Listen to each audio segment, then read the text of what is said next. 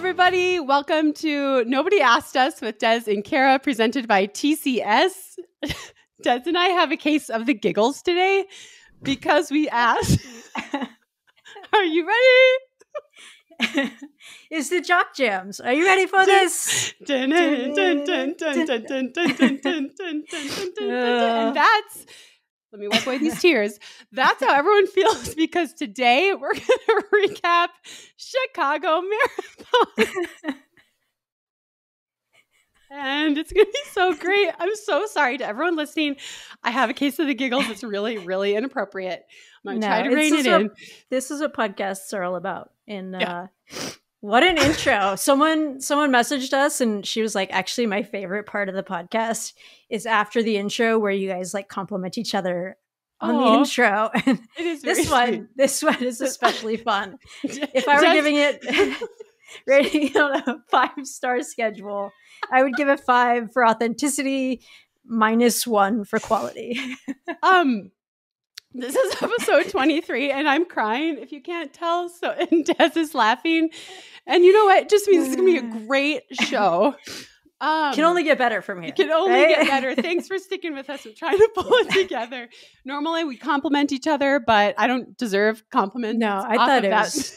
You know what? I swear every time we do an episode, like the less we prepare, the replies afterwards are like, I loved that one. That was so great. So I don't know if that's going to be known as the Jock Jam episode. As it should be. Oh my God. Okay, this is episode 23. Jock Jams. Jock Jams and Des Linden Masters American Record, which we are going to get all into. But before we dive into all of that, Des, minus the giggles, how are you doing? How's the recovery? Good. I'm excited. This is fun. We're already having fun. I think people probably think we've had a few drinks prior. We have not. We are stone cold sober. You know what? I did put a cooler by me just in case in the middle. I was like, I'm having a drink. So okay, that could happen halfway through. I feel okay. I feel like I ran a marathon. When I don't want to get too far ahead, but when I finished, I was like, I'm gonna beat up for way longer than normal. Like I just felt wrecked. But I don't feel that bad today. That's good. Good bounce back. I do think I'm getting sick. So the tears and the sort of the snot. I can't tell because I'm if sick. The snot is from the Jock Jam issue we had where I couldn't get started, or okay. So what have you done the last couple of days? Like, do you take time fully off, or are you out jogging lightly? Yeah, no jogging whatsoever. I was pretty well behaved post race. I was in bed by 10:30. Wow. Got to be like a record for me. And then Masters. I had maturity or just like knowledge of how terrible a hangover is. Probably that. And then I had a 2-hour appearance at Fleet Feet. Books, medals, Medal Monday. People were out, took a lot of photos, high-fived some folks, got some hugs. That's okay. I still love you. How did that feel? That's why you're sick. Yeah, probably. Good chance. That's okay. It's for the people. I was happy to do it. And then we drove home. Oh no, we went and got dogs, like straight up hot dogs. Oh, Chicago dog. I got a green chili dog. It's phenomenal. Drove home, and then I was like sitting on the toilet, and I was like, no. A green chili dog was a mistake. Are you ready for this? Don't have the green chili dog after a marathon promise. Yeah, it was too much. And then yesterday, so no running because green chili dog hangover. And then today I hit the sauna. That was fun. Ooh, that was my workout. Nice. Yes, you broke a sweat. Yeah, exactly. Got the heart rate up. And I think I'm going to take the whole week off. I might shuffle around a little bit, but only because I have this thing coming up that we'll get into. Yeah, well, tell us about that, actually. Okay. Let's hit that straight now. into it? Yeah, okay. Yeah. So on Sunday, I'll fly to Tokyo for vacation for about a week. My sister, her husband, Ryan, we're all going out. And then I'm going to get back into jogging because the next week I'm joining Andy Cochran. I think that's how he says his last name. I'm going to find out on this trip. He's a photographer, brilliant photographer, a friend that I should know his last name, along with Magdalena Louis Boulet, a huge fan of hers, Ruth Croft, ultra trail superstar, and Tim Tollefson, also an ultra trail superstar. And we're going to run this old trail route that goes from Tokyo to Kyoto through the island, and just run these sections of the trail that's 350 miles long. I think I've added it up. We're getting in 118 miles over 6 days. And it's like broken up wildly, like 29 miles one day, 4 miles another day, 26 miles. So I can't be totally out of shape. Okay, wait. This is blowing my mind. This is how you're spending your off time, just so everyone knows. Okay. Yeah. So you're going to be there. And are you staying in hotels? Are you camping between? Like, what's the situation like you do your 26-mile portion of the trail, and then what happens? I don't camp. No, I'm not against camping. I'm kidding. Yeah, no, Andy's awesome. He like arranged it all, and we're staying in some of these like really old traditional places, like hotels, and there's like hot springs and like the mats that you sleep on with the sliding doors and the I don't really know what I'm in for. And then some hotels, some traditional hotels, and then we have a few Airbnbs. So it's kind of all over. And then we'll do these runs, and like occasionally we'll stop and hit a town that we might pass through, get lunch, have a cultural experience. He's like, oh, we'll do like a sushi making class, or I don't know. I haven't looked at the itinerary too closely, but there's a lot of stuff on it. So I might have some stories when we get back. Well, everyone wants to know, why are you doing this? Is this like a little dipping your toe in the trail world? Or is this just like a fun, cool experience with people you like? Or is it both? It's both. I think the last time I ran with Andy and Ruth was at UTMB, and it was like literally I'd just gotten off the plane and threw my bags at the hotel. I couldn't check in yet. They're like, we're going for a run. It's just like a 12-miler. Why don't you come out and run with us? I was like, oh, cool. I need to run. And it's in Chamonix. And like, it took 3 hours. We ran 25K. It was like 3 hours. Josh was like, I was going to send out like help. So just worried. Yeah. Like it was so gnarly. I found out that I'm like a terrible trail runner, and they're like, no, this is like actually a really aggressive run. Like we didn't mean to pick this today. So I don't know what they're going to put me on. Andy was like, it's mostly road, but then there's some technical trail, a little bit of gravel, but I don't really trust him. Okay. So I'm preparing for the worst. Right. And then, but basically you're going to go have fun, and you're going to see how you feel throughout it. Maybe you'll surprise yourself. Exactly. Okay. That's exciting. But I don't like the thought of you moving away from the roads yet. I actually am going to fight back on that, because we can get into this, but I feel like there's still a lot left on the table for you there. This will be where we disagree. This is the one. Nope, this is not the one. This is not what we're going to fight over. How was your trip home? You guys watched CB finish, which she ran, by the way. We can get into her. She ran. Well. So Adam has coached CB for about 10 years, and she's been through a lot during that time. And we went to Chicago last year. She wanted to run under 3 hours, and she was like 3:02. And she just ran the best freaking race. Like she was awesome. Just solid all the way through. She wasn't looking at. So instead of pacing by training her by times this year, Adam trained her 100% off heart rate. And it just like kind of relieved this anxiety in her. And the night before, she was like, well, what do you think I can run? And Adam's like, well, go with the 3 hour group. And she was like, you think I could run that fast? I mean, it was just like, it couldn't have been set up better. Like Adam has really learned her, and the thing, like all your athletes are different. But she just was like crushing the whole time and just looked great every time I saw her. Last year, when I saw her at mile 21, she looked really miserable. And when I saw her this year at 21, she looked awesome. And then I saw her at 25, and she was hurting a little bit there, but I was just like yelling at her, like, you only have 1 mile. You can do anything for a mile. Gah. So anyway, she ran 3:54. It was so awesome. It was so cool to see her. Sorry, 2:54. Yeah. Okay. Sorry. I was sorry. Okay. Yeah. I just assumed, but to clear it up. Okay. And she just totally crushed it and finished strong. Like the last mile was hard, but the last mile is always hard. And it was just super fun to see her, like just after so many years, like just crush a marathon, and be able to have fun while she was out there. That's awesome. But it was sad because we didn't get to see you or her after, because basically she finished. We waited around for like a little bit to see if maybe we could see her. And then it was like, we have to get back to the hotel. We have to get out of here. We had a flight kids with school, blah, blah, blah. Anyway, we didn't get to see you or her. So that was kind of a bummer afterwards, but lots of chatting on the phone and lots of just like excitement because she totally nailed it. That's so cool.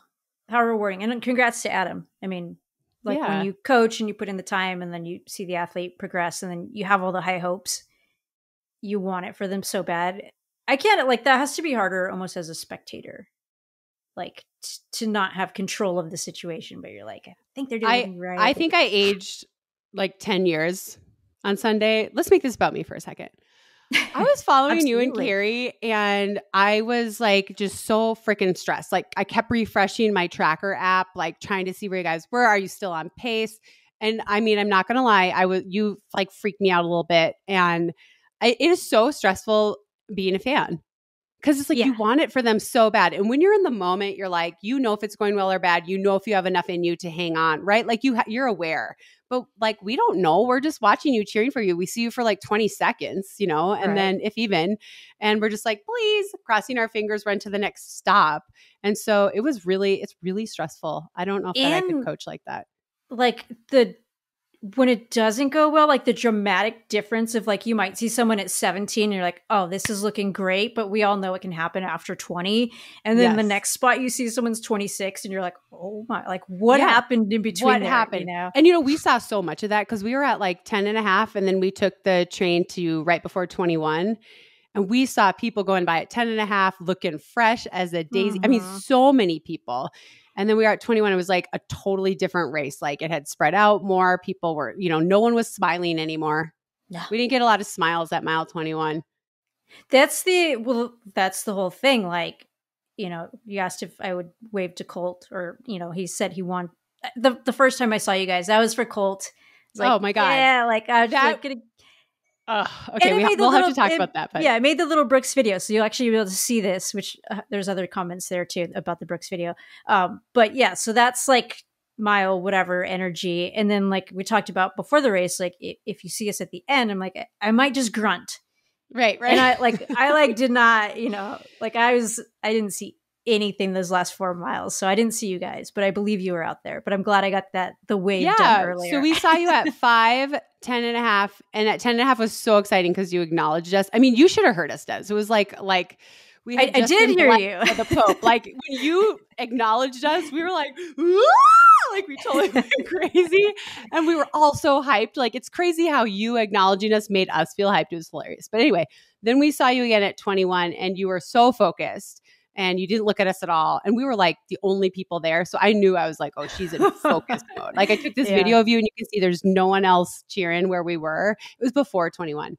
And then I missed you at 25 because you were running too fast. We missed you by like 60 seconds, which is a total bummer. Good. But anyway, yeah. I don't know where I was going with that. Oh, yeah. The difference, how it can just change totally from like seeing like you're having this great time, you're smiling to just like completely focused and you don't hear anything. You're in it. Yeah. Yeah. Well, let's talk about the lead up to the marathon. Okay. The days like you got there on Thursday, you drove. We drove. We packed the little puppy in the car. He was like super good the whole way there. Basically had an hour. As soon as I got it, this was actually unbelievable. The timing. Put my bag down. Ryan's taking the puppy for a pee. Phone rings. Oh, no, Ryan brought the puppy in, I think, and then he was getting the rest of the stuff. Phone rings, and I'm like, oh shit, they're gonna be like, we saw you walking a dog in, like, this is not allowed. I'm like, we're screwed. Like, we just got here. Pick up the phone. It's like, this is USADA. We're coming up to test you, and yada yada. And I was like, oh, okay, that's fine. Like, you have to come up to the room to like retrieve me and then escort me down. But the lady had to like wait for 5 or 10 minutes because like I couldn't leave Rivers alone in the room. And Ryan was actually going to get his crate. So I'm like, can you just like hang with the puppy for a bit? And I was also like, oh, well, this is good. If they haven't kicked us out of the hotel yet. Right. This is just USADA. You're just checking in. Yeah, totally. So I did that and then went straight to the podcast. Our live podcast. The podcast was fun and the Rivers stole the show though. Yeah. I mean, Puppies are tough to honestly, beat. I think that you were up. It was tough for you because if you hadn't gotten that record, I feel like Rivers might have stolen the whole weekend. Like Yeah. everyone went wild over your dog. And I brought him out once to pee with Allie Feller, and people were like, first of all, we pretended we were a couple and we acted like he was ours. But as we got close to the hotel and we were walking back, people were literally like, oh my God, is that Des Linden's dog? I mean, it was hilarious. We were like, as a matter of fact, it is. Rivers, do you want to meet him? He's a star. He was such a little good star. dog. Yeah. He did amazing. Like I thought he would screw up at least one thing. Like, oh, he'll like, be walking through the lobby and pee spray something, like mark something. Nope. He'll be up, like he'll have rested too much and like get up at 2 a.m. and like be whiny or have to go to nope. Like he was a perfect angel, which is wild. So he did awesome. Kudos to Rivers. Good job, Rivers. You're so cute. So many people got pictures with Rivers, which actually also cracks me up. Yeah, it's really funny. Including my son, who is like obsessed. Yeah, which is great. So we had the live podcast. It went well. Mm-hmm. That was Thursday. I learned that you live in a murder house, or you owned a murder house. No, it's where the key evidence was that solved the murder. We live in the house that solves murders. Okay. I didn't know. But there's a lot of woods around. There's a lot of woods around us. Is the point? Like one might dump a body by us. Oh, nice. Great. Okay. Well, that was fun to learn. But the podcast was fun. The people that came were fun. Yeah. We got to give people some advice before their marathon. Did you eat the food that was given to you at the end? Okay, so Chris and I went to dinner after that, but we did have to have a bite of everything. The shake was phenomenal. I mean, it was like stupid. It was so rich and delicious. There was a whole slice of cake in the shake. No. Yes. What kind of cake? Well, we didn't get that far. Chris was like, we're going to be sick because we were going to dinner. So I took a sip, he took a sip, I took another sip, and I was like, it's actually good that we're going to dinner because I probably, like, the shake was huge and delicious, and I probably would have been suffering the next morning. Yeah. Green chili. But it was good. Seems like a good idea. Did you try? What did they give you? They gave you some type of alcohol, which I also thought was funny that you got alcohol and I got a chocolate milkshake. Yeah. Did you want the alcohol? Well, maybe. I want to know how it was. Did you try it? No. You know what? Like everybody, like the response to the gifting were like, oh. Yeah. Everyone was like, oh God. And I was like, it's very clear. So this is not a fine liquor. It's been aged, not at all. Or it's like colored with something. And so I brought it back, and actually we ordered pizza for as soon as the podcast was over. Like we timed it, scheduled it for 8 p.m. And like literally as I was walking out, my Uber Eats guy called and was like, I'm looking for you. Where are you? Like I'm dropping off the food. And I'm like 15-minute walk away. And it was kind of spotty reception. So I was like, oh, I don't see you. Hold on. Let me look around. What corner are you on? And I just like talked to him for the whole 15 minutes. And then I had the bottle of alcohol and I was like, I'm so sorry I couldn't find you. My mistake. Like, do you drink alcohol? Would you like this? And he was like, no. He would like not take it. So That's that not was where I thought this was going. Yeah. So I was just like, I can't drink it. And then, but I did after the race, I was walking back from lunch and some lady who was at the podcast was like, did you take a shot of the whatever it was? And I was like, no. And she's like, yeah, don't do it. But if you do, definitely film it and send it to me. And I was like, this must be the worst alcohol ever. Okay. Well, we appreciated the sentiment, but you're not going to drink it. Yeah. Were you able to unload it on anyone? No, I left it in the room. Yeah. Well, maybe someone will take it home. Maybe. Shoes. It was a pair of shoes. There was half a bottle of wine. There was that. Yeah. No, but it was a nice gesture. You probably get a lot of like free stuff from people. I get a lot of like free gifts. Bourbon, which is awesome. That is awesome. Okay. I was like, I need to update my resume to like sports cars. Yeah, no kidding. Watches. And let's bourbon. really get hooked up here. Yeah. Okay, no, so it's very nice. It is nice, of course. Yeah. But, it sounds like it wasn't the right thing for you to be drinking. Yeah, it's tough. Yeah. Okay, so you had the live show Thursday night, and then what did your Friday look like? You did a shakeout. Did a shakeout in the morning. I met up with Luke Webster and I should know his buddy's name, but two guys who are filming a documentary, like a very short documentary. who I pawned off on you. We can talk about that as well. And I apologize and I thank you for your time. No, they were them. fine. And they came to me. It's fine. Don't worry about that. They're super nice. They're like, Kara's just like a gem of a human. Oh my God, I know. Okay, so you sat down with them. Did they film the shakeout? And then what else did I have Friday? I really don't think I had much. I think. Well, I felt bad because we crashed your room on Friday. That's to right. meet Rivers. You guys came by. Mm-hmm.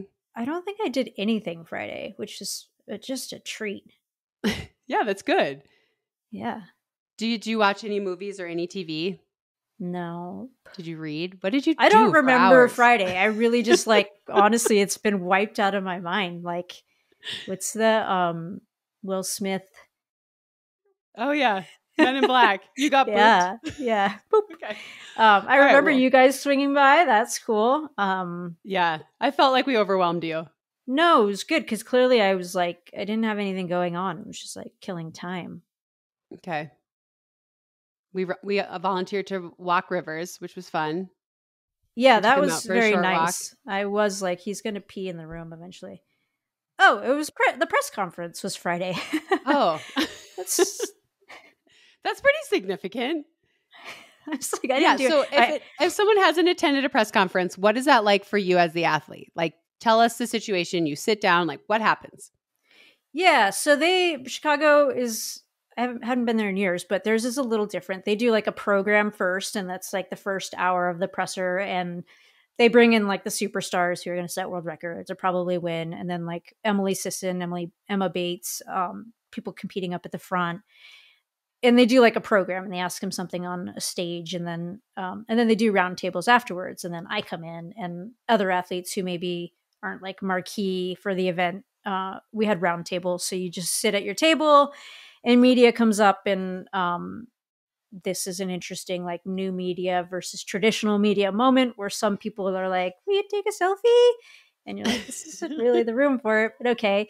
And then you get other folks like Runner's World who are doing interviews, and then they see your Kit Kat, and they're like, "Is that your Kit Kat?" And you're like, "Oh yeah, well, let me eat it for you and tell you how to eat a Kit Kat correctly." And so it goes all different places, but really it's just hanging out for an hour.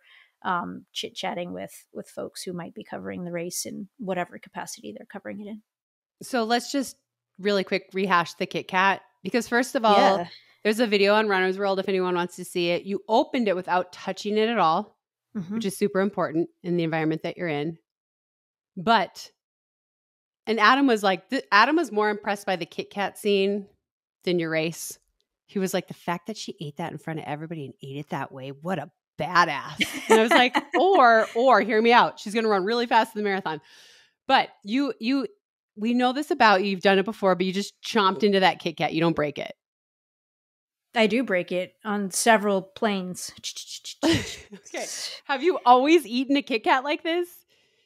I've tried the standard break a stick method, but I feel like it's so dainty.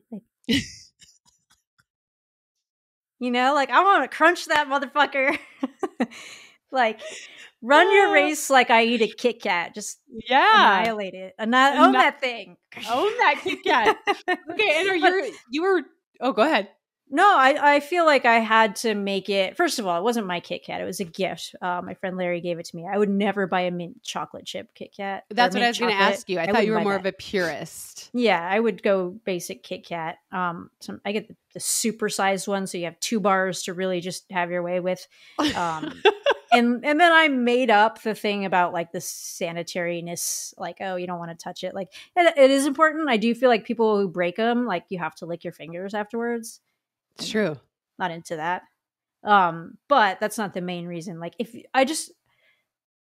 everyone should try it once. And I feel like when you feel the satisfaction of snapping like 4 bars at once, like you feel like there's just something like, I want to say primal. Like you're just like ripping into your food. Like, give me a break. Oh my God. Okay. I have to try this now. I am. Well, you know what? I like break it and then I like to break it in my mouth again. So it's like in half the long way. We were on a text thread earlier, and I am also a person who takes the Oreo off the top, and you apparently are not. You're just an animal when it comes to the food. I'm not a big Oreo person. What? Well, what about golden Oreos? Golden Oreos. If I would, well, I don't go to the grocery store because I just don't. I hate it. It's like one of my least favorite places. So whatever Ryan brings back, I'll eat. But I would never pick Oreos. Okay, you'd pick Kit Kat over Oreos for sure. Yeah, I'm actually a candy enthusiast. How do I not know this about you? What are your favorites? Nerds Rope is, I think, the best candy. If you want something really sweet, like the sweetness of it is super high, and then it has like a chewy center with like crunch, like the crunch factor. So like the crunch to chew ratio is really nice, but then the size of a single rope is like peak sweetness threshold. So like once you're done with one single rope, perfect amount of like sweetness that you can tolerate, and then you don't need any more candy. But that's like a sweet fruity, and then there's like chocolate, and then there's sour. So the whole, there's a whole chart that we could do. I'm laughing jock jam laughs right now because my sister once I asked her to get me some Nerds and she brought me a Nerds Rope and I was like, what the hell is this? And she's This like, is not this is the what all same. the kids are eating now. She's like, this is the hip thing now. And I was like, what? What are you talking about? I just want Nerds in a little box. Yeah. Like the crunch. If you just want a crunch and a high sweetness, like the then box, you need the box is like, again, like that says. This is not what I thought we were going to be talking about today. At all. I'm sorry. No, it's great. I love it. I didn't know you're a candy enthusiast. Now I know this. Do you like Sour Patch Kids? Are they sour enough for you? I love Sour Patch Kids. That's a perfect movie candy. Yeah. They could be more sour. I think they do like extreme sours. Just different package, right? You're right. Colt's a huge Sour Patch Kids person. So yeah. What about you? Are you chocolate or fruit, or like just... I'm not fruit.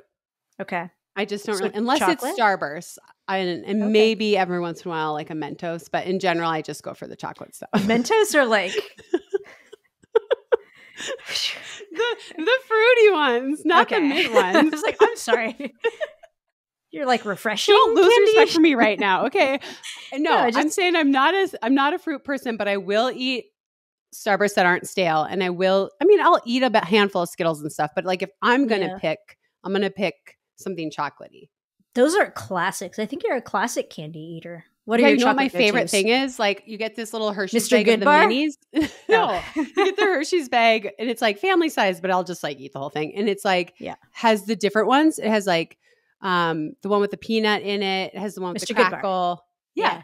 And then it has like the milk chocolate and the dark chocolate and they're little, it's totally bad for the environment because you open it up and there's a huge pile of wrappers. Yeah. Are you a milk chocolate or dark chocolate person? I'm totally milk chocolate.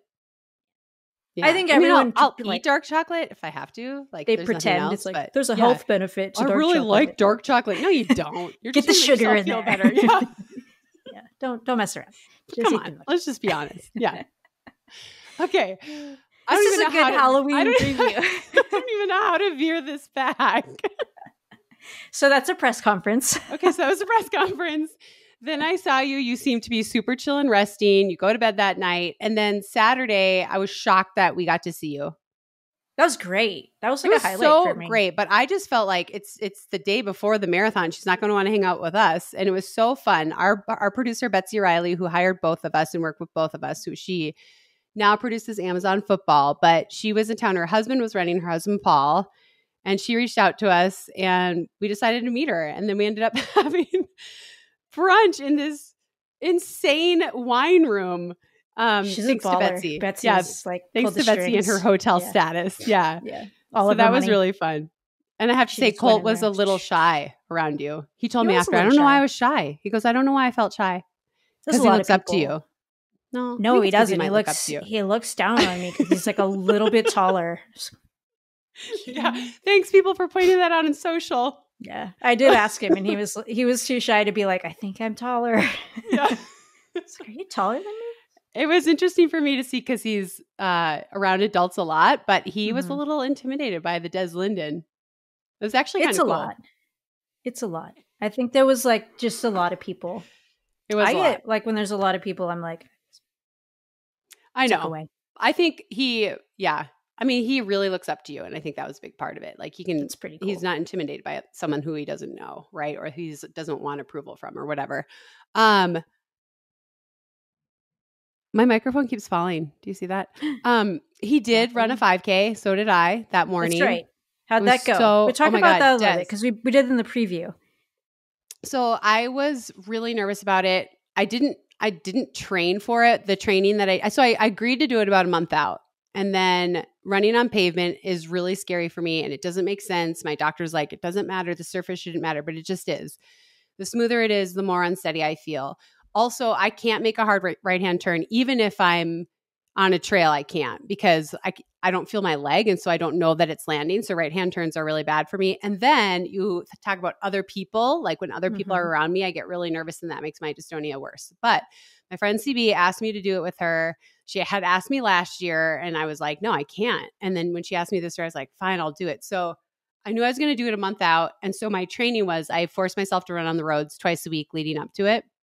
I was like really nervous, like walking over there. I just felt like, why am I doing this? It's like, I hate that I'm doing this. But as soon as we got, go ahead. Were the nerves just from like uncertainty around how you might respond on the pavement? Yeah, I was like super afraid that I was going to feel like the more tense I get, the worse my dystonia is. And so I was nervous that I was going to get that way. And then running is totally unenjoyable. So it's like every 4 or 5 steps, I feel like I'm going to fall. I'm just miserable. And so when we went over, I was like, oh my God, I can't believe I agreed to do this. And then I don't know I made Colt run with us for 2 minutes because we were in the A wave. And I was like, I don't want you to go out with these people. You're going to blow up and it's going to be a miserable experience. So he ran between Carrie and I for the first couple minutes and I told him he could go. And I don't know. I just started to relax. Maybe because I don't know, but I started to relax and I did hug the right side of the road. So no tangents for me. I feel better on the right side of the road. Like at one point, Carrie was like, we should cross over. And because it was a turn, I was like, no, I'm staying out here. But I had so much fun. Like after the first few minutes and I started to just relax and be like, I'm okay. I had so much fun. And every time we had a right-hand turn, which there were like 4, Carrie would just put her arm out and I'd hold her arm and we would stumble around the turn and then get going again. It was like, I couldn't stop smiling. I was just like running like, it had nothing to do with time or I don't even know what time I ran. I just had the best time. And this is kind of funny. So we finish and she hugs me and we both start crying, right? Because like, I never thought I would ever do anything like that again. We both start crying. And this guy's like, come on, keep it on, move it, you're blocking the way. And I'm like, back in the day, I could finish and do whatever the hell I wanted at the finish line.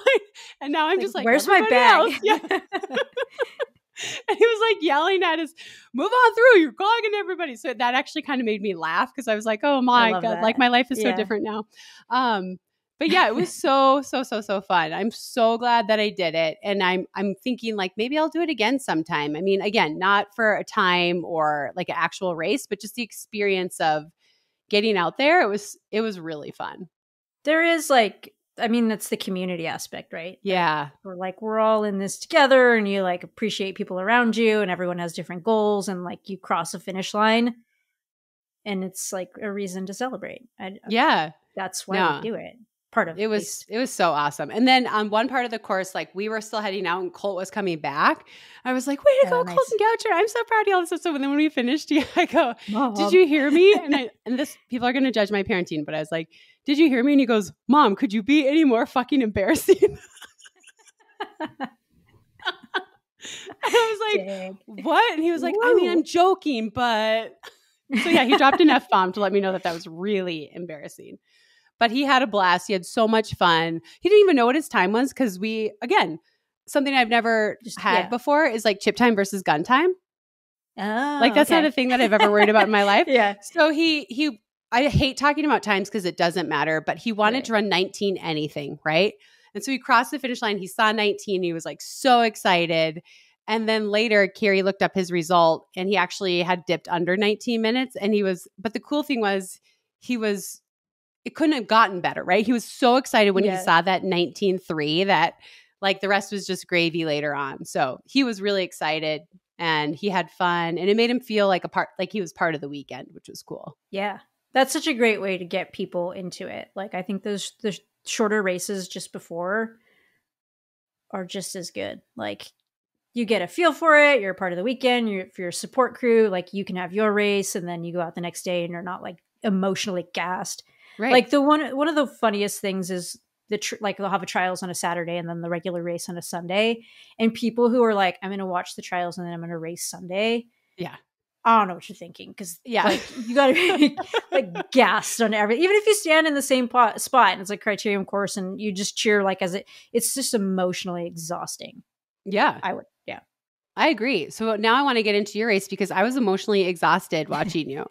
Okay. In the best way possible. I was physically. Well, that's fair. That's earned. So we got to see you on Saturday for a little bit. We had a meal with you. Then we said goodbye, told you good luck. And so what did you do in those next few hours as you were gathering yourself and getting ready to go to bed and getting ready to like think about what you were hoping to do the next day? Yeah, it was a perfect day for it because like all the things I had to get done, I told you guys 10 o'clock to meet, and then I really had to get it done before I could actually meet you. So I was fortunate that it was busy enough and our breakfast plans kept rolling back. And I went and did my bottles. I got my uniform. I gave my uniform to Josh and Carrie so they could do the uniform check. So all of that stuff was done. And then I was able to just like relax during the day. I think we had some football on, just hung out with Rivers. And then we did tech meeting, and that's when I think you start to like have stuff to like actually do. You know, you get your bib, your bagged stuff, and so then you're like prepping uniform after that. I think Ryan was doing a few things, just like we have to have this on the pod because Adam at breakfast was talking about like the day before what he would do and how you would interact with him. And I'm like kind of the opposite, or I'm like, Ryan, go do this, or like, Ryan, so-and-so wants to hang out with you. Or like, if we're in Boston, I'll like buy everyone like baseball tickets, like go to the game and stay away from me. So he was like busy doing stuff. And then I was like, I'm going to need dinner soon. And so I ordered it and I was like, can you pick that up for me? And he brought it over. So yeah, it was like pinning the bib on the uniform and eating and sitting around. So pretty just being chill, right? Yeah. Yeah. And then my coach actually was at a wedding in Dayton, Ohio, and they drove up after the ceremony. So he got in at like 7:30. He was like, oh, do you want to chat really quick? And so we chatted for about 10 minutes. Anytime we have a conversation that's like over 15 minutes, his wife gets really worried. She's like, is everything okay? Like, so what's going on? He's like, we just had more to talk about this time. She's like, you guys never talk that long about running. So yeah, we did that. And then I went to bed, and then Ryan came in like at 10:30, and some of the people we were just hanging out with were like, can we walk the dog? So they left with the dog. You were in bed?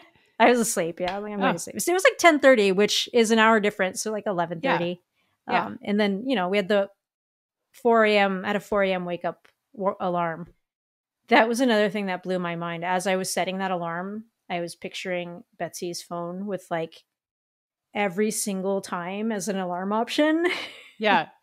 And I was going to screenshot it to you guys and just be like, if you don't see me on the course tomorrow, this is why, because I only have one. I don't know how you do that. I set an alarm for 4 o'clock, 4:02, 4:07, 4:11. Just make sure. And you're just like, no, I'll hear it. I'll wake up. Yeah. Yeah. And I did. No, that's good. Yeah. I have a question. When your alarm went off at 4, were you like, yeah, let's do this? Or were you like, why am I still doing this? Or something in between? That's a great question. I think I was like, all right, let's go. It's time to do this. I think that like having the record as something to do, I think it just made the entire experience so much easier, right? Like having a real goal that's meaningful, that I was invested in, was just like, yeah, let's go do it. And I really thought I was fitter than I raced. So it was like, I'm also going to like make a statement. But that didn't happen. So that's okay. I know, but that's why we don't have to go there yet, but that's why you're not going to trail yet. Because I know you can run 2:25. I know you can. Okay, anyway. So you wake up, you have your breakfast. Did you just jog over to the start? or walkover? No, I had breakfast in the room, and then you go down like an hour. I don't even know what time it was, but like they did a security check, and they had like dogs doing like the sniffing of the bags. And this is really funny. I heard this story afterwards. So like everyone's like kind of like shuffling their feet because you don't want to get the bus too early because it's like a little school bus and it's kind of cold. But you don't want to be the last person on the bus or miss the bus. Like that's terrible too. So we're all like kind of playing the game of like, when do we get in line? So they start loading people up. And it's like the last wave, you know, of people getting their stuff. I heard this later, like stuff sniffed by the dog. And Sifan Hassan rolls down like with no shoes on, like just like shit everywhere. Like, where's my bag? Like she's just like not a care in the world. No sense of urgency about missing this bus. And I had to be like the last person on. Okay, behind the door shuts, and then all the buses take off. And like the drive over was like, it was weird because I feel like that time, if you're doing New York or Boston, you mentally have time to like, you know, do some stuff. And that drives like 12 minutes. Right. Yeah. Short. Yeah. So then you get out, you do a little warm up, you get onto the starting line. Where's your head at? One, I got introduced and I was like, what are we doing? Like, why am I being, like, why are you calling me out for this? So there was that. And then getting started, it was like, oh, there's a lot of, it's just different than races without males, you know, like where you have a female start only and you can kind of see where everyone's at and you know, like what group you're going to kind of work with. It was kind of chaos at first. And then it was like, oh, this is like the pack of dudes that I need to fit in with. Were you actually on the start line or were you like a row behind? I was a row behind or two. I'm always like, you get up there. Yeah. Okay. So now just talk us through the race. Talk us through the first, like break up each 10K for us, how you were feeling.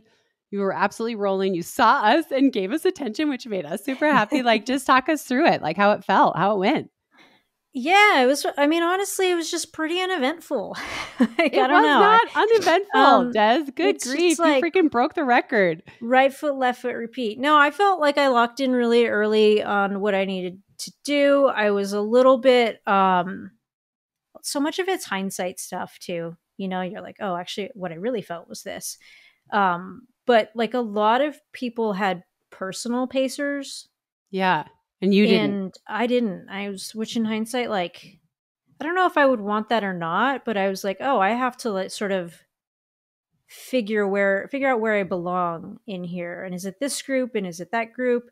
But yeah, like, so, I mean, I don't want to jump ahead too much, but like for, you know, the first 15 miles, that's kind of what it was. And sometimes you'd be with a really good group and they would just get going a little bit too slow and you're like, all right, I got to bridge the gap up to those next guys, kind of reestablish like what we're trying to do. So it was just locking into pace that way. There was some really cool dudes, like even at this, like the first 4 miles, there was, you know, one guy who he came up to me and he was like, there are so many people yelling for you that I'm just going to run with you today. Like, this is so awesome. Like, I'm running next to you as long as possible. I was like, oh, awesome. Like, what are you trying to run? He's like, well, I wanted to run 540s, but this is cool. And I was like, I'm trying to run like 534s. Like, that's significant. Like, it's significant. I just heads up. And he's like, yeah, cool. We'll just do that. And like, I was like, oh man, like, I don't know where he finished. And I was actually, again, not to jump ahead too far, but I'm gonna take you to the finish line. I waited around for a really long time to just like high five dudes who like at some point were cool enough to be like, yeah, run behind me, or yeah, like I'll pull a mile, or like this is like we're working together, you know, or like, can I get you a cup of water? It was really fun to have like that camaraderie on the course where you're like, if you're just competing and you're like, I do want to rip your face off, which is a thing I say often, clearly. You rarely, like sometimes you do that, but it's pretty rare to have that sense of like, let's help each other get the best out of ourselves this day. So we saw you at 5 miles and I don't think there was another woman around you. I feel like you were tucked in with a pack of men. Does that sound right? Yeah. So I think Diane Curry, her agent, was like, I think she might like try to run with you a bit. I saw a lot of photos where she was like kind of tucked on my shoulder. And I think it was like she wasn't super committed to running that pace. So she was like, I might have to peel off if I need to. And then Dom Scott had Jackson Neff, I believe, pacing as her personal pacer. And I know him from my friend Charlie, and he was like, he connected us, and he was like, well, we want to be 1:12:30 to 1:13, but I'm just gonna, like, whatever she wants is, I'm just gonna take care of her. So, you know, if we see you, we see you. If not, you know, sorry. So that was sort of like the personal pacer thing was really interesting, where you're like, oh, that's like could be very helpful if you just have someone just serving your needs. Right. But it's not like, I just felt like it was a little less of a race in that capacity. What did you come through the half in? 1:12:54. And did you feel good? I did. The first half, I was like, I feel like I'm jogging. Like, you look like it. This You're is just like, bing, bing, bing. You're just bouncing. Yeah. That's just them new shoes. No. It's shoes plus talent. Yeah. Yeah, no, I felt great through, I think around 15, I was like, my back is a little tight. And I heard myself say that. And I was like, that's the most old person comment ever. Like, of course your back fucking hurts, right? Like, throw up my back. 40-year-old piece of shit. It's like, just shake that out of your head. And then I think around between 18 to 20, I was like, yeah, probably around 18. I was like, okay, this is getting hard. I don't know if it's sustainable, but it feels like this is where it should get hard, and it's the right effort. I think I screwed up some things with hydration, fueling that I would go back and change. But yeah, and then I was running really well until 22. Actually, 22 was probably one of my 21 was one of my, right when I saw you guys, or didn't see you guys, because I was like, you were focused. 21 was probably one of my fastest splits over the second half. It was 5:30 on the nose, and then we made that right hand turn where before the start, like before we even started, and talking to my coach prior, I was like, this will be the hard part, because you make that right hand turn and you know you're running away from the finish line. Like, I'm going away from where the objective is, and mentally it's the hardest part of the race. And then I think there was a wind shift. It was like, no complaints about the conditions. It was a beautiful day, but I do think it was like, that was probably an open stretch where we got a little bit more There was wind. some wind. It picked up for sure in the second half, because I mean, I could tell because I was totally hot, and then I had to put my jacket back on. Like, it was breezy for sure. And I think I made that turn, hit the wind, which is naturally going to slow you down a little bit. And then I also think that like my temperature probably dropped a little bit, because that was the only place where I was like, I wish I had gloves. Like, I really wish I had my gloves back. And then I think that contributed to a lot of just like tension, where you're like now fighting instead of running fluidly. So it was a couple things that kind of, and I think if you look across the board, the last 4 miles is where you really saw, and it's where you see it normally anyhow, but typically the last 6 miles, you sort of see it more. But it was very focused on that last 4. It was like, good. Like, you can look at the graphs. Good. Yeah. And my graph was like, so that was through 21 miles. Okay, so you get through 21 doing okay. You were freaking flying when we saw you at 21. I mean, you didn't acknowledge us. You were in your own world, which I totally understand. But like the video I got of you, I mean, you were hauling. And there's a little hill there, by the way. That's a little hill. Overpass. Yeah. And then and you were all alone. There was no one in front of you or around you. Like, there was no one blocking your wind or anything. Like, I was like, I wish you had someone, because that's where it was a little breezy and you were just totally exposed. But I'm like, so you get through that part. You're not feeling as great. Are you aware of the times that you're running? Like, were you checking splits? Were you looking at clocks, or were you just kind of like running on feel? Like, how are you managing that? Knowing that there's a time you want to get, knowing that now it's getting tough and you don't want it to slip away, but you don't want to become so obsessed. Like, how did you manage all of that? Yeah. I mean, I use a watch. and I take off like the auto lap that people use for like the one like where it splits for you, and I manually I hate that, by the way. like not on the thing, it's and you're like like beep beep beep beep beep beep beep for like 20 seconds before and after the mile marker. I'm like, just turn. They've measured it. Just turn it off and split it yourself. Are you going to submit your watch thing if it doesn't match up at the finish line? Right? And if you do that, I still love you, but think about not doing that. Yeah. So I turn all the sounds off 100%, and then I take my own split. Obviously early on, you're just kind of like gauging, is this the right effort? Like, how's it feel? And then the later parts, which was really interesting, the GPS, for some reason or another, it was just so like, it was weirdly off from what I was actually splitting. So like, I have like average lap pace or whatever. And I use that as a gauge. Like, I needed to pick it up a little bit, or like I'm right on. So it'd be like, oh, like 5:34. I'm like, oh, cool, I'm good. And then I would split it and it'd be like 5:40. Ah, shit. Like, that's just not right. I got to pick it up. And then there was a couple, like there was 1 mile that it was like 5:52. And I was like, geez, I like really slowed a lot. And then the next mile was like 5:15. I was like, okay, the marks are not where they're supposed to be, like average it out. Like, so I'm thinking about all of that stuff. And then with 4 to go, I went like 5:50, 5:50. And then I was getting super fucking nervous. Like, I knew I didn't have that much time. And I knew like once you start running 5:50s, it can be 6:30 really quickly.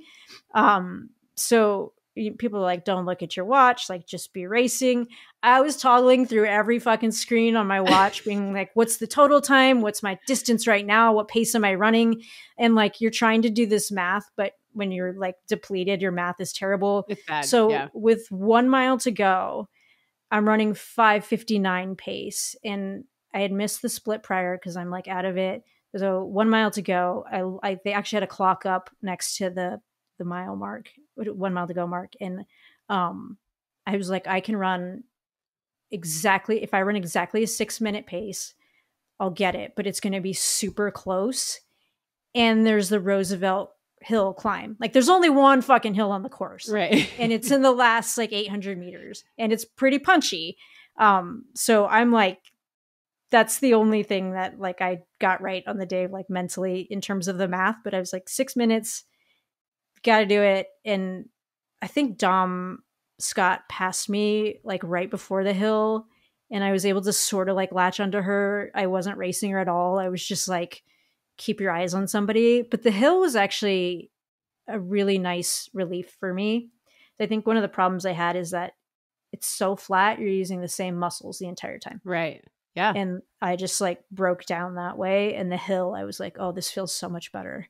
And then I got in the flat again, and I was like, don't fall down, and you should have it. Okay, as you're running in and you're seeing the clock, are you like, oh, I have it? Or are you like, oh God, it's close, it's close? Like, what were you thinking in those final, like that final 100 meters when you're running in? I thought I had it. I was like, once I got up the hill and I was able to stay upright because my legs were really jello-y, I was like, just don't fall down. I was like, I think you'll have a buffer. And then when I could actually see the clock, I was like, okay, there's like 10 seconds to spare. So I jumped it in. I think it was more than that. I'm just kidding. I think you beat it by more than that. Okay, and then you get it. I've only seen like a little clip of you finishing like right on that Brooks video that was posted yesterday, and you look very tired. Did you? Yeah, I puked. Oh, you did? Yeah, I walked right over and was just like, bleh. Bleh, how you feel? Bleh. And then were you able to take it in? Yeah, it was great. Ryan was right there. My coach was right there. Garrett Heath from Brooks was there and was like, freaking got it done, which was awesome. Like that, it's such a crazy thing because you have a time goal and it's like 12 seconds defined being elated or being absolutely devastated. Yeah. And I'll be totally honest, like I had some pretty good bonuses for that. And like, oh, like I can still do this if I want to do this for a living. Yeah. You know, like, oh, this makes sense for like a career path. And like, so 12 seconds. And there's moments where you're like, I want to not push. And if I didn't have the record to chase, like it's so easy to just shuffle in. That's like, I think, why it's so important to have a goal. So is it too soon to ask that will you go try to lower it again? Put it a little Probably. bit further out of reach? Yeah. It's just, well, I guess we have to credit Sarah Hall for her run in Boston, 100%. right? Yeah. I think people were immediately after Boston like, why aren't you, they like comment on the podcast, why aren't you talking about her record? Wasn't a record eligible course, we know that, but it's still like a phenomenal run in Boston Marathon. And I don't necessarily agree with it, but I don't make the rules, and I'm incentivized to try to run it. So I'm going to try to run it, and I'm going to celebrate it so that when those incentives come through, the people paying for them are like, this was worth it. But also I think it's going to get smashed several times in the next couple of years. I hope I can, keep participating in taking chunks out of it. But it's also, we just have incredible people coming up. So yeah, that'll be another fun thing to kind of keep working on. Well, I know you hate compliments, but you have to just let me have the floor for a second here. This is like when the dog eats the flower. Yeah. Sit down, pay attention. It was super cool for me to see you, and it was super cool for me to see my husband get into it, but also my son, because it's really cool for me. He doesn't really remember me racing like that. He knows I race, but he doesn't really remember. And so for him to see someone that I used to race with and to see him invested in you, it really meant a lot to me. It was really cool for me to see him be invested in you, and for him to know, oh, my mom and Des used to race each other, and it also was really cool. I feel like you really taught him there's many storylines in the race, and it's not always just about who crosses the finish line first. He was excited to see who won, but he was super invested in you. I'm not going to lie. We were all biting our nails. And then Betsy Riley was towards the finish and told me your time. I was like, oh, yes, you got it. Okay. And then, of course, watching CB, try to get under 3 hours and doing it. It was just really cool to see it from his perspective. And it was really special for me to see him appreciate you. And this is going to be super awkward for you, but I just want you to know, it's really important what you're doing. And it was really important what you did that day, and that you keep pursuing it. And you don't even know, but it brings me so much joy. That's what I thought I would do. I thought I would go after Masters records. I thought everything was an opportunity, except for maybe the half. I thought that was a little, Dina really set that bar high. Yeah. But it just didn't work out for me. But watching you do it, and then also the fact that we did race in the same generation, it was really, really special. And so I just want to say, you made it. It was so much fun for me and my family and everybody else. Everyone's so invested, but it was so cool. And I'm really, really proud of you. And I'm glad that you went out there and did it. And I'm so psyched that you got it. It was so cool. Thank you. Thanks for, I was very fortunate to have a good crew in my corner, and to have your support and your family watching. And it's a weird thing to redefine goals and be I still care about this, and you don't do it for anybody else, but when other people care too, it's a little more gratifying. And you can still inspire, yes. You can still pursue new things and tell stories. And that's what every other person on the course is doing, right? I think it's been an interesting shift in just having that as something that I'm being rewarded for is cool, but it's also helped me.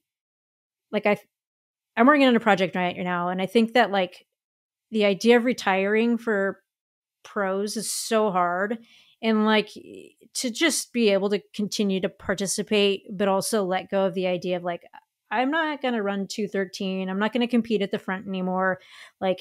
What's the point of doing this? And then to hear you say that story, to hear about Colt's investment, hear about anybody who is just finding the sport and thought that story was inspiring. You're oh, this is cool. It can be about more than just myself or a bonus or whatever. It's it still gets people to care about the marathon. And there's so many of those stories. And we always knock on the broadcasts, and we're always why the human interest stuff and why this and some of that stuff.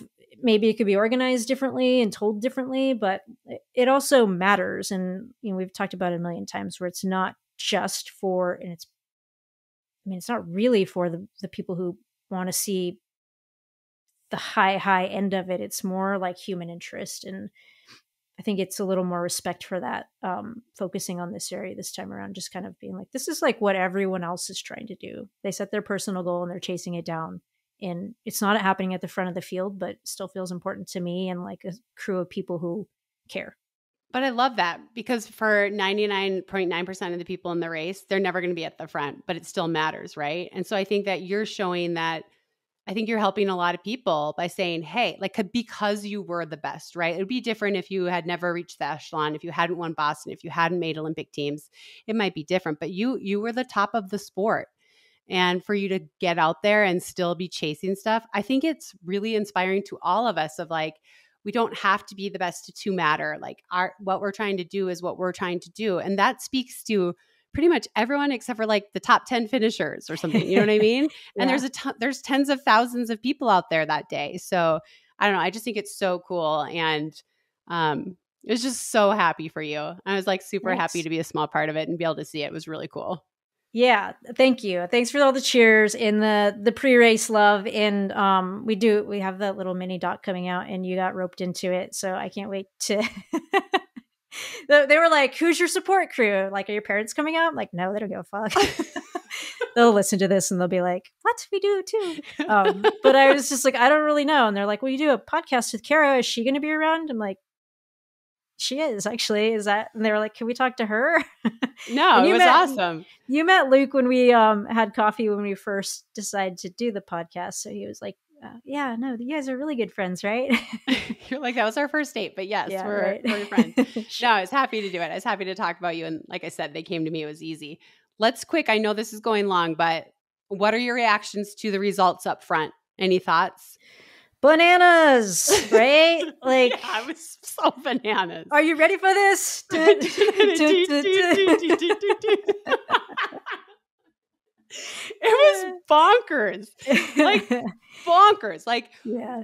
I'm following the app, and we saw everybody at 5, 10 and a half, 21. And then we didn't hit everybody at 25 because we missed some of the leaders by that point. But I'm just like, what is happening? And then there were some things that happened where I was like, oh, that makes sense. Sometimes when you're out too hard, even on a perfect day and even with super shoes, things come back and you slow down a little bit. But in general, I was just like, I'm like, does this tracker work?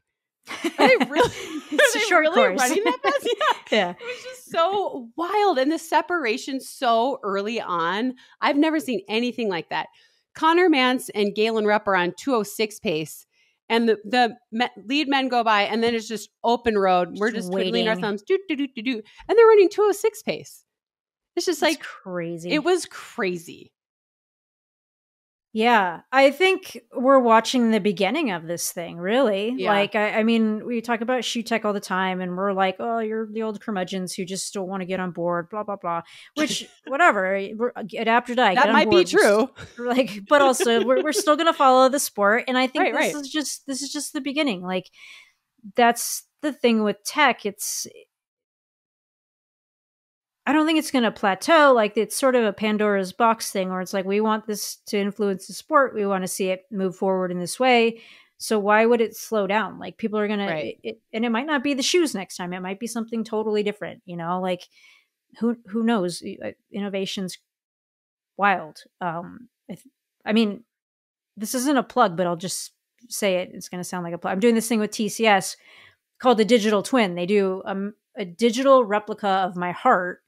And then they take training data and medical device data, and they can show like, oh, if you did this, like they could show the implications of that training on the heart. Oh, this is overtraining. Oh, this is undertraining. You can get more value here. Like, it can be so personalized. And that's like one little tiny example of it. So, I mean, tech is going to just drive this thing crazy. And like, are we going to see a sub 2 hours? Like, no question about it. I mean, yeah, of course we are. Yeah. But I don't think that it means the same as what it would have 15 years ago. I just think the sport has changed, and our perceptions have to change. And we talked about this a little bit before we recorded, but it's not going to stop. Just like you said, the innovation is going to keep going. Like before we recorded this, you were like, they're not going to be like, oh, good, we got a woman to run 2:11 and we're done. Right. Shut it down. Shut it down. We're good.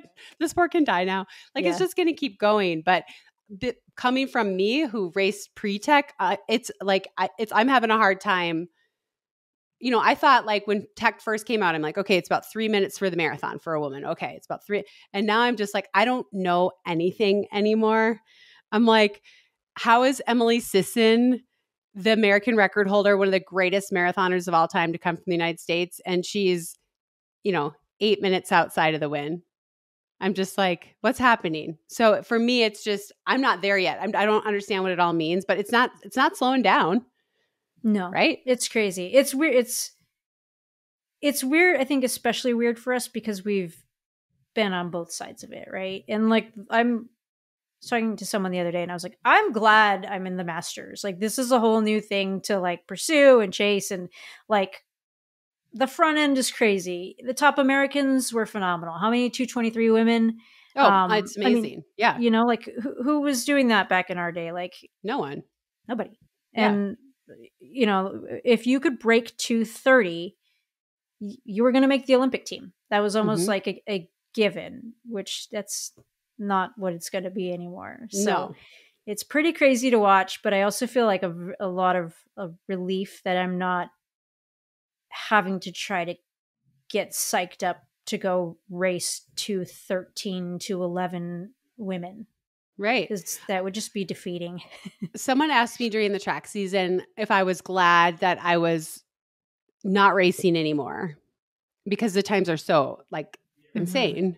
But insane compared to what my sense of reality was. And I was like, well, kind of I'm relieved that I don't have to go race someone who's run 14 minutes in the 5,000 meters. But part of me is curious of like, what could I have done? So, yeah. But mostly I'm just relieved. It would be interesting to do like just like a percentage from the front. Like this is where Americans usually finish. This is where the front is. This is the percentage we are typically away from it. This is like, does that correlate now, or is the front got even crazier? I mean, and it's like we're talking about shoes, but there's a lot of shit going on. So it's yeah. For sure. There's all kinds of things that come into play, but 2:11:53.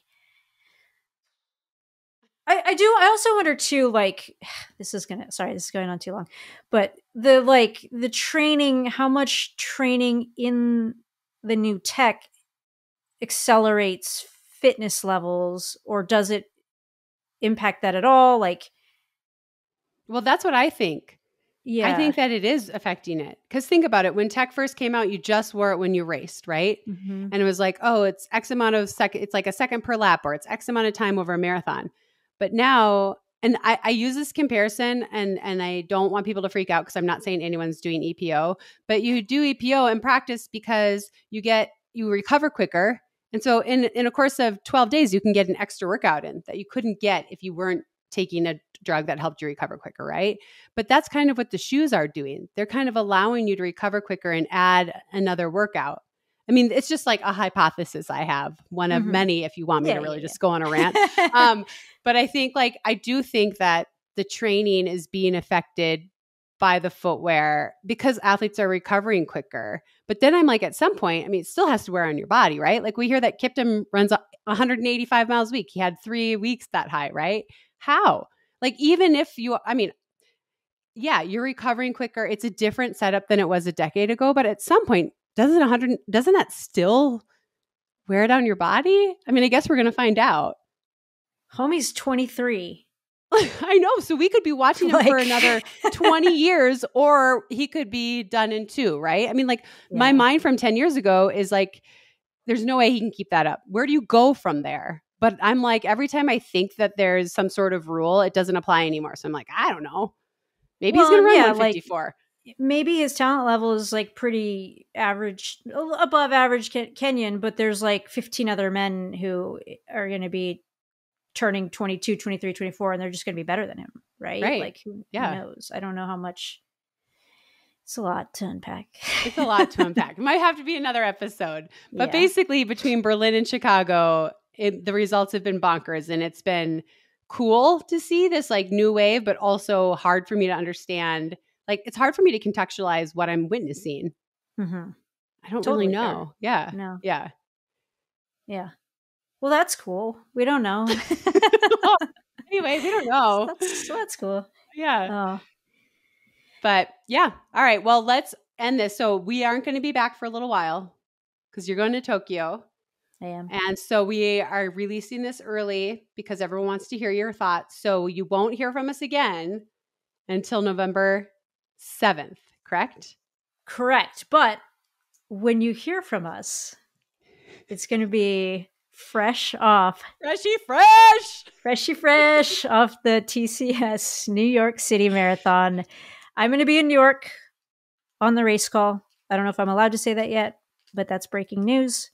Just on the moto. And then right after, I'm going to pack up all my stuff, this microphone, all the gadgets that needed to be connected to their computer, whatever. I'm going to go to my hotel room and we're going to record right away. Yep. So we can get out to you on the 7th. We're going to have the freshest hot takes after the New York City Marathon because Des will be in New York and I will be right here at home and we are going to record it right away. So you'll hear from us again, recapping that. Okay. I think that instead of top 5 combined, I want you to tell us your top 5 moments of Chicago Marathon weekend. Oh, goodness. Okay. I love the live show. That was a 1.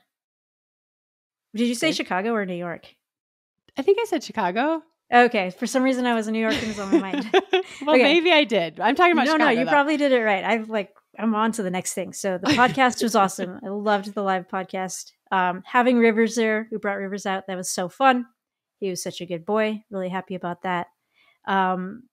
Pancakes in the wine room. Woo, woo. That was epic. That was great. Hitting the finish line because you're done. And having a record was just pretty cool. Icing on the cake. And then I got to say, I looked this up because we talked about this at Pancakes in the wine room. But Paul Riley, 3:09, I believe. What a run for him. Took a long break from running, came back, ran for a great cause. Looked like he had an epic day. And before we met for breakfast, he says he listens to the pod. So shout out to Paul. Shout out to Paul. Good job. We'll find out if he actually listens. I know. And if you don't hear this, you lied to us, Paul, but we're so proud of you. Yes. All right, Des. Well, thank you so much for talking that all through. Like everyone wanted to know your thoughts. So thanks for giving them to me and not someone else first. Yeah, thanks for running point on this and letting me just talk about myself. That was pretty nice of you. Yeah, but it was epic and we needed to talk about it. So I'm so excited we got to do it. Super proud of you as always. And thank you so much. And to everyone listening, we'll be back with New York.